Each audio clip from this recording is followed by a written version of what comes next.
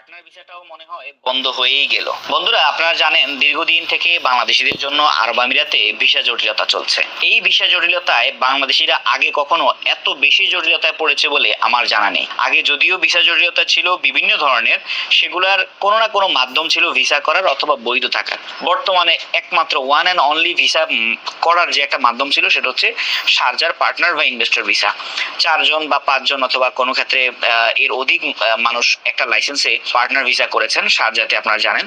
কিন্তু গতকালকে থেকে ইনিশিয়াল অ্যাপ্রুভালগুলো রিজেক্ট আসতেছে শারজার। বিশেষ করে একই লাইসেন্সের যদি 2-এর অধিক বাংলাদেশি পার্টনার বা 2-এর অধিক বাংলাদেশি একটা লাইসেন্সে নাম ঢালতেছে, সেই নামগুলো রিজেক্ট আসতেছে।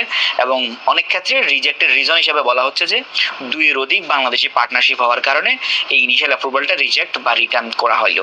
তো এই ক্ষেত্রে বলা চলে, যদি এই প্রবলেমটার সমাধান না হয়, যদি এভাবে চলতে থাকে, তাহলে শারজাতে বর্তমানে যে এলএলসির যদি একটা লাইসেন্সের কথা বলি, আমরা ইজারি নিয়ে একটা এলএলসি লাইসেন্স করতে যান, মোটামুটি 20 থেকে 25, কোনো ক্ষেত্রে 30,000 পর্যন্ত খরচ হয়ে থাকে বর্তমানে শারজার কন্ডিশন অনুযায়ী।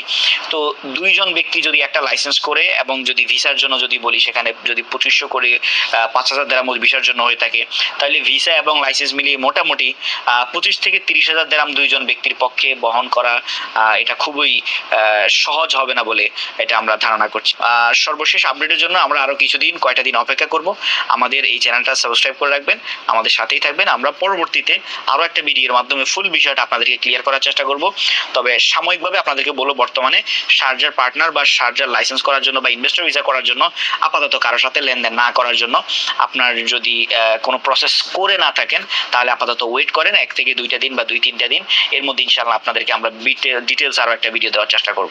ধন্যবাদ সবাইকে।